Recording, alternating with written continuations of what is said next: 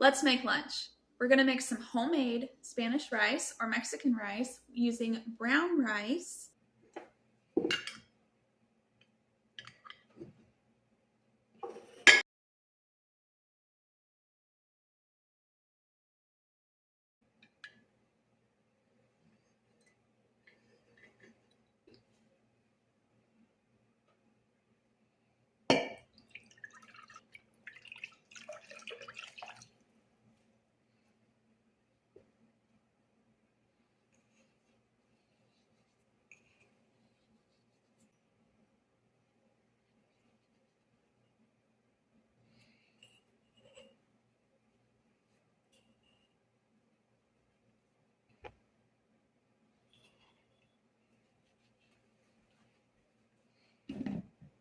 We're gonna make some homemade Spanish rice or Mexican rice using brown rice. We're gonna make that homemade, season it ourselves. It's really good. And then we're going to mix it with some of the beef roast that we put in the crock pot yesterday. But first, we need to go ahead and get our tomato sauce ready. We have a home canned jar of whole canned tomatoes. We gotta turn this into tomato sauce. To make tomato sauce using home canned tomatoes, the first thing you gotta do is strain off the juice. Pour it into your glass, pour it into your drinking glass and drink that tomato juice. Enjoy.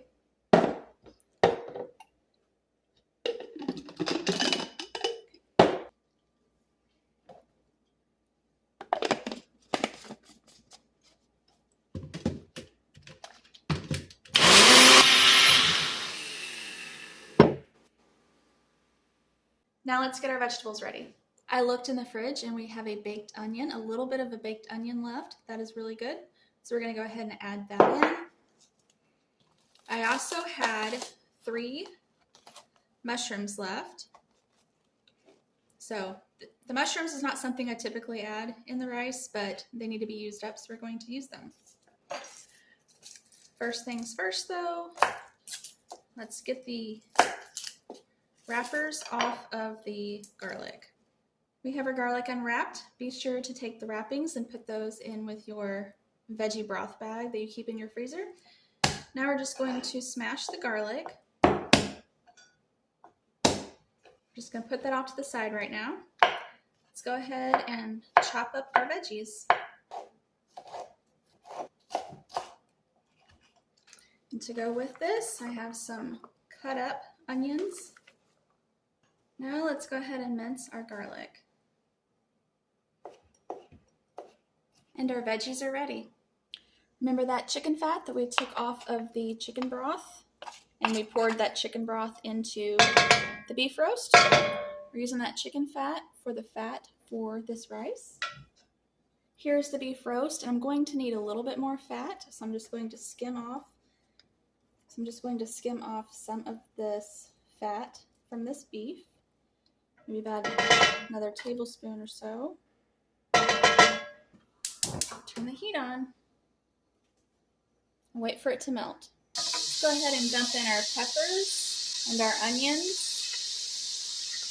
and our mushrooms. We'll save our garlic for a little bit later. And add in our brown rice. This is 1.5 cups of brown rice. I just gave it a good wash. We'll let it cook a little bit until the veggies start to get tender. Make sure you give it a stir every now and then. In between stirrings, I hope that you're working on cleaning up the kitchen. Now let's add the garlic.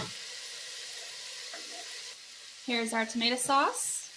I had some homemade salsa left in the fridge. This might be about 1 cup. We're gonna pour that on in there. Remember that chicken broth that we used for the beef yesterday? Well, we didn't use all of the chicken broth, remember? So we might have about 1.5 cups left in here. I'm gonna go ahead and fill it up about this far with some water. Here we have our chicken broth and our water. Now we're gonna add in our spices. Do a couple teaspoons of salt and a couple teaspoons of chili powder. Smells so good already. Now we're gonna put a lid on it. Now we're gonna turn the heat down just to a low simmer. and let it cook until it is done. I would recommend checking it in 30 minutes just to make sure that it hasn't cooked so fast that you don't have any liquid left and it's burnt to the bottom. When you check it, if the rice is still hard but the liquid's gone, just add a little bit more water or chicken broth. It's no big deal. While you wait for the rice to cook, we're going to go ahead and shred our beef roast, tidy up the kitchen, and drink our tomato juice. Here's the beef bone and the jiggly broth from the beef roast yesterday.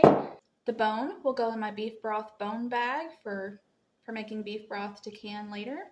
Here's the meat that we got from the roast. I'm just going to chop it up a little bit.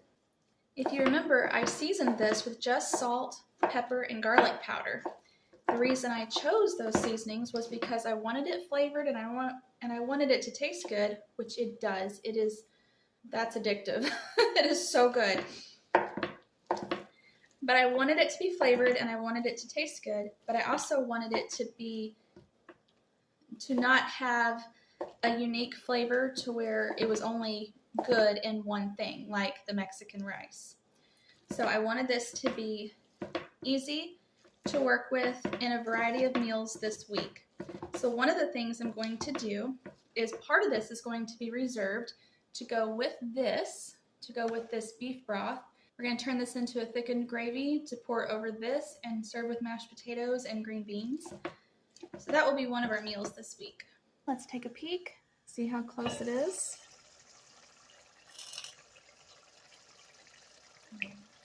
That smells so good. And it's not sticking to the bottom at all. Just going to take a little bit of the rice and test it to see how close it is to being done. Probably by the time all that liquid is soaked into the rice, it'll be done. That is good. All right, let's check it. Oh boy.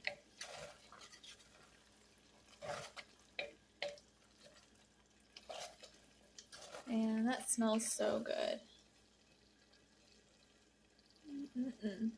I just turned the heat off.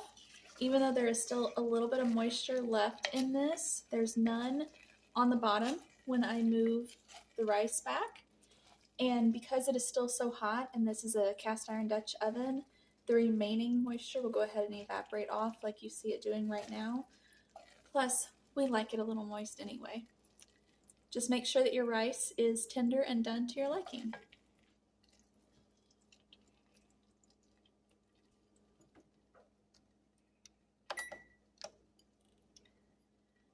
Now we're going to take our Spanish Mexican rice and we're going to top it with some of this shredded beef.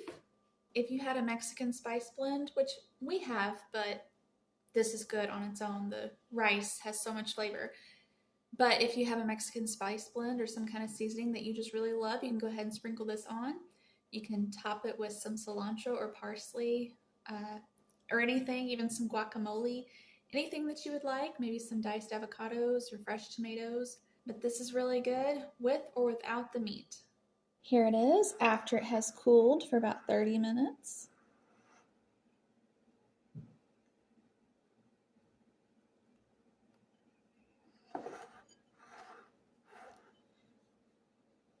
And that is what's for lunch. Spanish Mexican rice.